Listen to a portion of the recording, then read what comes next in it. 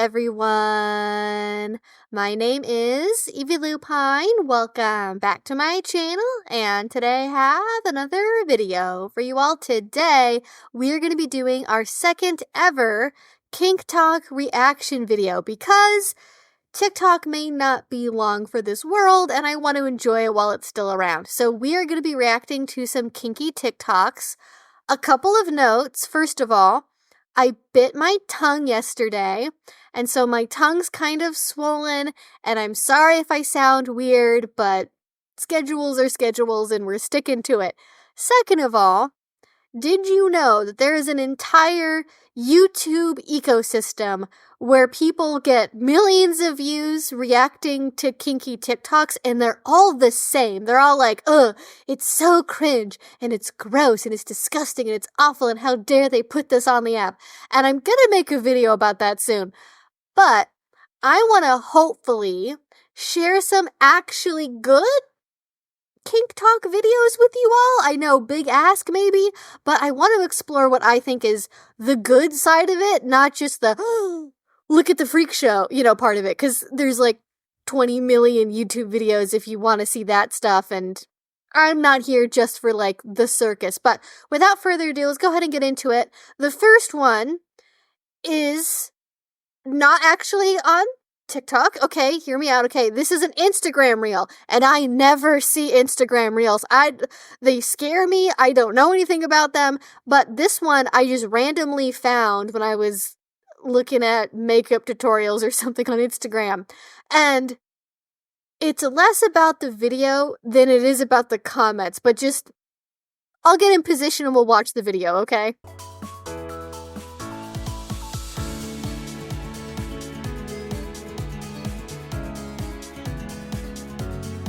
Okay, so when I first saw this, I was certain it was a kink thing, but I can't tell who this is by. And I think actually, wait, Redemption. This is actually a TikTok, and it got reposted to Instagram by like some random account that just steals people's TikToks. Okay, so this is still a TikTok, and I don't know who these people are, who this person is. This, because she's laying on the floor, this makes me feel like it's a kink thing. But maybe it's not, okay? Maybe it's not. This is Evie, and I'm popping in real quick to tell you all about today's sponsor, Beducated. Beducated is an online learning platform for adults that is dedicated to sharing accurate information about human sexuality, relationships, and pleasure. Their website has over 100 courses from some of the best sex educators from around the world, and they have something for everyone. If you are just getting started, they have classes on topics like dirty talk, aftercare, foreplay, and communication to make sure you get off on the right foot. Maybe you want to try non-monogamy in the new year. There's tons of classes about how to navigate non-monogamy, as well as hot topics like what to do during a threesome, as well as more advanced courses like what to do if you find yourself falling in love while you're in a relationship with somebody else. And for the viewers of this channel, not to worry, there are tons of classes as well about different BDSM topics like play fighting, wax play, as well as bondage, and many other popular BDSM topics. They've also really impressed me with their inclusion of classes on things like endometriosis, as well as the intersections of sex and disability. So, say yes to pleasure in 2025 with Beducated, and I have a great deal for you all on that front. You can use the code EVIELUPINE, EVIELUPINE, for 60% off at checkout. All you have to do is go to the link in my description box, and again, use the code EVIELUPINE at checkout, and you will get Beducated for only $6.67 a month. That is a fantastic deal for that much quality online on-demand education. And if for some reason you don't love it, you don't have to worry about it, because they not only offer a 1-day free trial, they also have a 2-week money-back guarantee in case it's not what you want it to be. So if you want to make sure to prioritize yourself in 2025, go to the link down below, use the code EVIELUPINE at checkout for 60% off, and thank you so much for supporting the channel and supporting Beducated. Now, back to the video. This is maybe a good example of one of those situations where we have what I like to call proto-kink, where somebody's doing something or is acting in a way in a relationship where, ooh, that's like the seed that could germinate into a kink thing, but it might not. It might just stay in that kind of wishy-washy, edgy, vanilla, unusual relationship thing space, and it might not evolve into a kink thing. But if you're holding your girl's jaw and brushing her teeth while she's laying flat on the floor, it's cute. I like it. I have no problems with it. But I'm gonna have a lot of trouble believing there's no undertones there when you're filming it for a TikTok. Because remember, this isn't just, oh, it's a story about a thing that happened to me and it was really sweet. Like, they set up a camera and they pressed record and they filmed it, okay? But the comments are all over the place on this one. And, like, a lot of people are just referencing it being about, like, it's unconditional love. Yes, she can be depressed and also record. I cope with humor. Stop demonizing people expressing themselves in their own way. And, like, actually, it seems to be mostly about how, like, she's claiming that she's depressed and then recording the video. To be clear, the thing with me is not like, oh, if you're depressed, you obviously can't record a TikTok video. Like, no, it's about organic experiences are a lot harder to capture when you're intentionally filming them, because by virtue of turning on the camera, it kind of becomes a performance to a certain extent inherently. Like, I think it's really hard if you know you're on camera to have anything you're doing be totally the same as though you were not filming it. Like, that's, like, you can have all kinds of different mental health things going on and make TikToks, okay? Like, that's what it, but for some reason, underneath that, there's a lot of like, oh, but is this a kink thing? Not everything needs to be shared. New kink dropped, and like debating whether or not it's a kink. I feel like because I'm a kinky person, I would interpret this as being at least like there's a seed that could germinate there of becoming a kink, but maybe it's not one quite yet, and that's okay. Listen, I don't get to tell people whether or not what they're doing is kink. I can point out something as being that seems like it could be going in that direction, but it's not up to me. I think it's cute. I think this is a really good example of caretaking in a relationship, and, you know, maybe it's a little bit spicier than it normally would be for the sake of it being on video, but it's cute. I like it. I don't know why people are hating, okay? It's a cute video, all right? Leave them alone. Leave them alone. But anyways, moving on to the next one. Let's run a test. Look to the left. Now look to the right. Test complete. Looks like someone's obedient. They got me.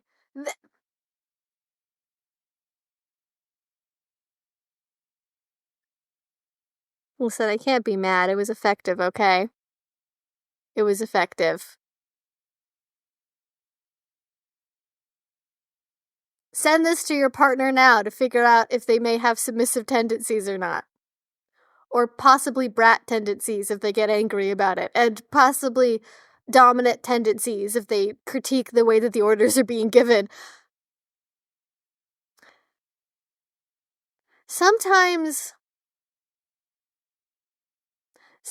I really do just, like, hate how well I listen to things, you know? But I think it's cute. You know what? I can't be that mad. It's a cute TikTok. It was, you know, it was effective. I can't be mad at it.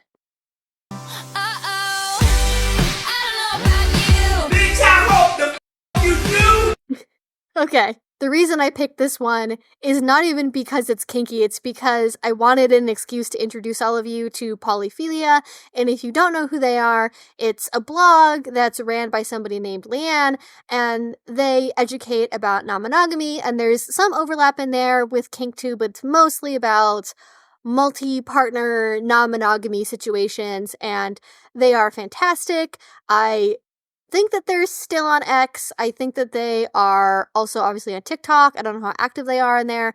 They are also, I think, on Blue Sky and some other places. But if you want fun education about polyamory, non-monogamy, open relationships, all that stuff. I highly recommend you check them out because they are funny, they are quippy. They recently were like the Twitter main character of the day about biphobia because they shared a story about how they had tried to come out to one of their parents, and the parent actually had been more accepting of a different family member coming out as being gay, and then when they tried to come out as being bi, they were like, actually that's worse because, well, you could choose to do the right thing, but you're choosing to do the wrong thing, which is worse than having to do the wrong thing because you have no choice, right? And it's like, yep. And then somehow that became twisted into saying that biphobia is worse than homophobia, and it just got really terrible. So if you want to, go check out Polyphilia, give them some positivity, show them some love, give them a follow, and yeah, it's good stuff, so recommend it. Okay, KINKTOK, I have like a genuine question. RJ and I were discussing how I behave during scenes. Now, RJ and I have never played together, but we talk and we recap, as kinky besties, I don't feel like I brat, and here's why. I might get a little mouthy and sarcastic, but never during the scene. Possibly during aftercare, maybe even a little bit before aftercare, maybe before the scene. But I'm super obedient during the scene. Like I'm a good girl, I do what I'm told. Would y'all consider that bratting? And I'm like really asking. And he was like, just like a brat, trying to find a loophole. But I'm not trying to find a loophole because I feel like there's a third thing or another thing that's not bratting and it's being mouthy. What do y'all think? Okay, I have big thoughts about this one. So, this is a great question. I feel like there's a lot of layers of things happening. I think one is people are reluctant to label themselves as being a brat because there's a lot of negativity associated with bratting. Like, bratting is kind of this like bad thing that you should be ashamed of doing, and or people also feel like bratting has to be this one extreme thing. It's very similar to, I think, what happens with CGL, where people go, oh, well, like, I can't be a little because, like, I don't want to wear onesies and have a pacifier and wear tutus and watch cartoons. Like, I only am kind of littly maybe in this, like, one aspect, so therefore I can't actually call myself a little. And I think with bratting, too, people will be like, well, but I'm not bratting during the scene. I'm not doing it this one exact way, so therefore I can't really be a brat. And I would say any label you choose is up to you, and if you feel like you're not meeting your standard of what that means to you, then, like, don't call yourself that. You don't have to call yourself any one thing just because. I feel like if the term was resonating with someone, I could see that being a form of bratting, absolutely. Like, bratting doesn't have to look one way. Bratting can look like bratting just before a scene. It can look like bratting after the scene, but then during the scene itself being obedient. That's totally a valid way of doing it.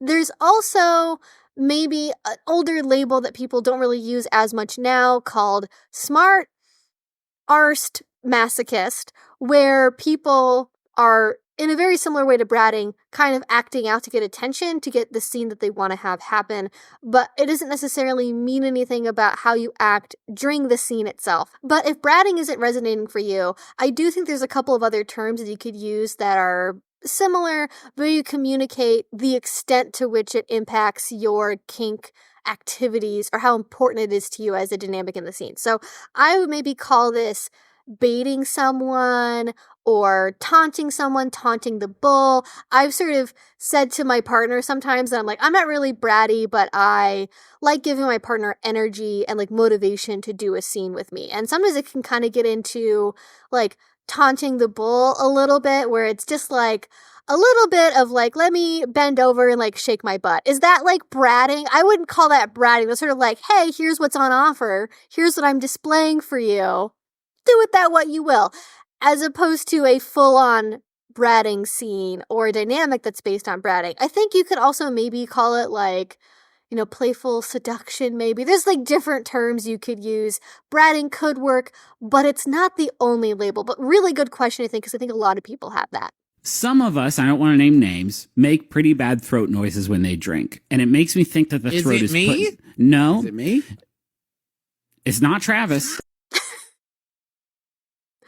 It's not wrong. I agree with that sentiment. Yep.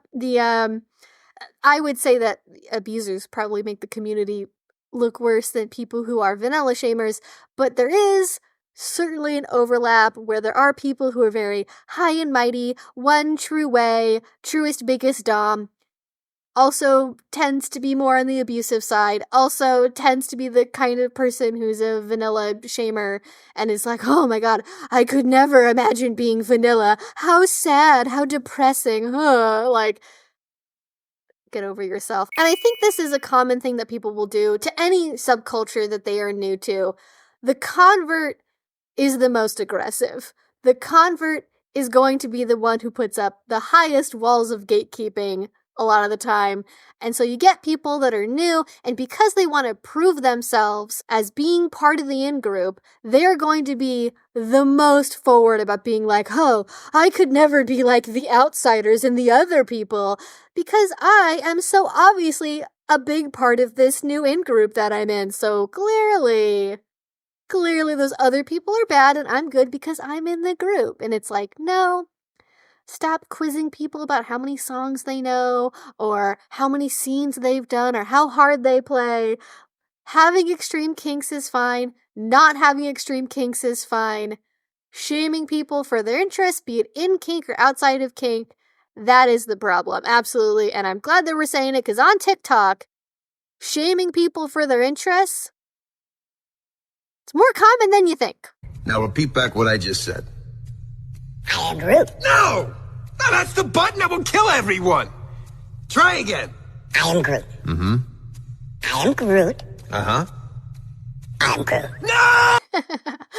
I am so glad that somebody used that audio for this, because it's so perfect. It almost reminds me of, like the SpongeBob meme with, like, was it Manta Ray? Where it's like, all right, we're gonna be obedient, right?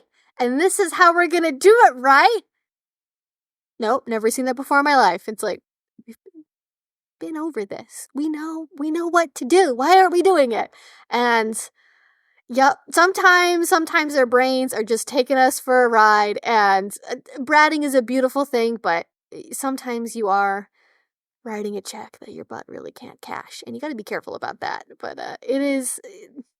I love brats. I love them. I hate them. Isn't that how they want people to feel about them?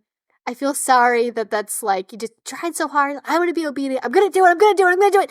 And can't do it. Can't do it. And, do you really feel bad about it though? Or do you love it?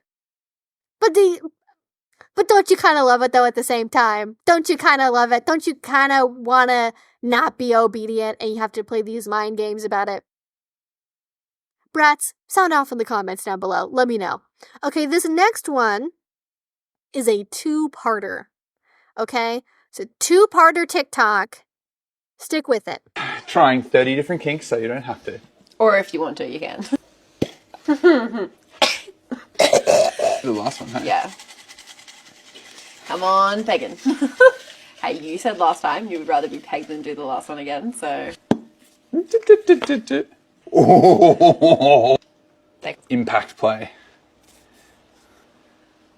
Basically do that anyway, don't we? Yeah, but we're going to up the ante on this one. We may even go get an impact toy somehow. The Theragun. And the...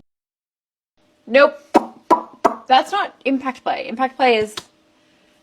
Oh, okay, well then we're definitely upping the ante on that. What did you think impact play was? Just like really hard jamming.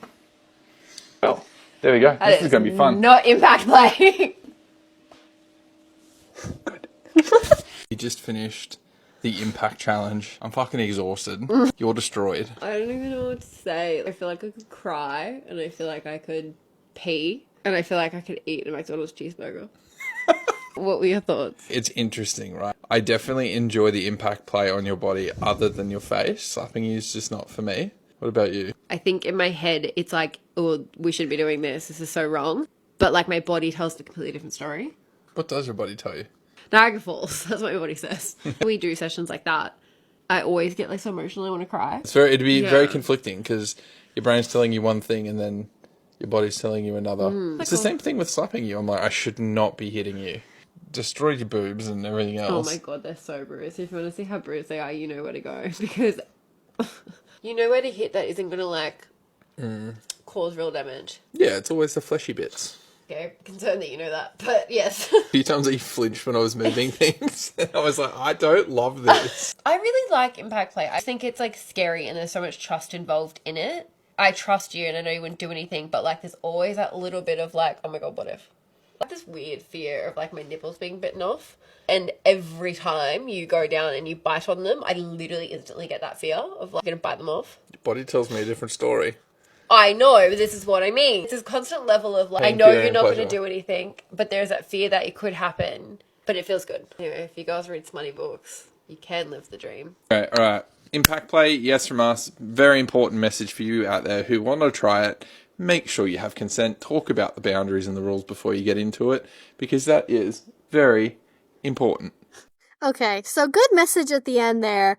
Oh, I have so many thoughts, so many feelings about this. So they're framing it like, oh, they're trying all these kinks, but they've clearly done impact play before and they have existing opinions about it. So I guess they're doing both new ones and old ones, which is, are they just doing it to advertise their, what would they call it on TikTok? Spicy content? Spicy content? That's fair, valid, okay, I guess. I don't understand. I have never thought of slapping as impact play. I guess technically it is, but putting it in the same category as impact play, like if I'm negotiating for an impact play scene, I don't think I've ever had anyone ever assume that also includes slapping or anything involving the face, really. Like impact play is like on the body, on the butt, a back, etc., right? Maybe on the thighs if you're real crazy about it and you want something that's like, going to be really intense. So that's like interesting to me. I would never, for like a 30-day challenge trying a bunch of different kinks, I would never recommend face slapping be in there as like, ooh, that's an activity that we can try together. It's so like, I'm struggling to figure out a way to compare this, but like slapping somebody on the face is like here. All right, in terms of risk level, because you can fuck up somebody's eye, their ears, like just any delicate part of the face. They're knock teeth out, like it can go really wrong, okay? Concussions, all that stuff. Spanking somebody on the butt is like here. Like it's not really that high risk. If you add other elements to it and you do it really hard or you get into like punching, like okay, there can be some risk there, but it's not anything compared to face slapping. So weird about that part, but I think at the same time, though I can critique that, I will also say that her description of like wanting a cheeseburger and like all the rest of it, very accurate, very good way of describing post-scene feelings. I don't typically crave a hamburger myself, but there is something that is very special about eating after having a scene. Even if it's a very light meal, like I feel like food just tastes better because that you really need that fuel. And you've really done a lot of work to get to that point where you're hungry. And I think that that's like a good example for people to know what it's like after a scene. And then also like the top being really tired. I've never heard of anyone being afraid of having their nipples bitten off before. Is that a new fear I should have? I hadn't considered that one before. But yeah, interesting concept. I think having the jar may be a good way of trying out kinks with your partner if you have a bunch of different stuff you want to try and you're having trouble being motivated to start. Kind of having a prompt that makes you do it to stick to a task and being successful. Maybe that's a good way to try it. Don't need to necessarily film it for a TikTok video, though. Will Smith don't got a cuss in his rap to sell records. Well, I do, so fuck him and too. They shouldn't say it, but it's true. I am an educator for my job, and maybe I'm biased, but I do gotta say, I have had this argument before with people in real life, and I am sorry, call it kink shaming if you must, but I will reserve some judgment if you get into kink, and the only education you do is being like, I could probably figure it out, and then trial and erroring it on your partner's body. That feels grossly irresponsible to me. that even if you get away with it, being okay physically can cause mental harm long term. And when there are so many options for learning about kink, online tutorials, classes, ebooks, audiobooks, videos on freaking TikTok, on YouTube, podcasts, the works, there are so many options for learning, even just practicing at home on like a dummy or a pillow. There's no reason just to freaking wing it, okay? And I'm sorry, everyone gets into kink in their own way, and if that was you at the beginning, I don't hate you, I am just concerned, okay? That's it. That is it. And a lot of people that are allegedly on the D side of the slash will say, oh, I just know what I'm doing. I don't have to educate myself. I don't have to practice. Like, why don't you trust me enough? And I find that to be very manipulative, and I don't like it, and that shouldn't be happening, okay? All right, we got one more here. We got one more.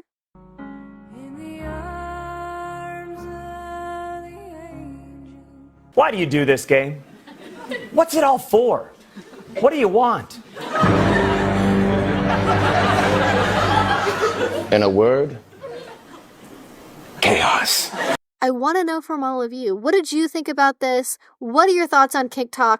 I did notice when I was on there again to find videos to watch for this, that there seems to be a lot less popular educational videos, like BDSM 101, what is choking, what is pet play, how to do a certain kink. It was really hard to find that. And maybe everything's just very algorithm based on TikTok as it is said to be. And because I don't have an account, just couldn't find that content. But I feel like everyone that I knew that was trying to make educational content on TikTok has been banned from the platform multiple times and has kind of just given up trying to make educational content on TikTok for the most part, because of how impossible it is to be on that platform and how much crap you have to deal with if your videos end up in the wrong place. And then also because TikTok maybe isn't even going to be around anymore. Maybe you want to invest in other places if you're going to be making like short video content. And yeah, so that's going to be it, I think, for this TikTok content. I hope that it doesn't get banned. Do we even really know what's going to happen? For sure not. Like, knock on wood, okay, TikTok doesn't really get banned. I think there are good things on that platform.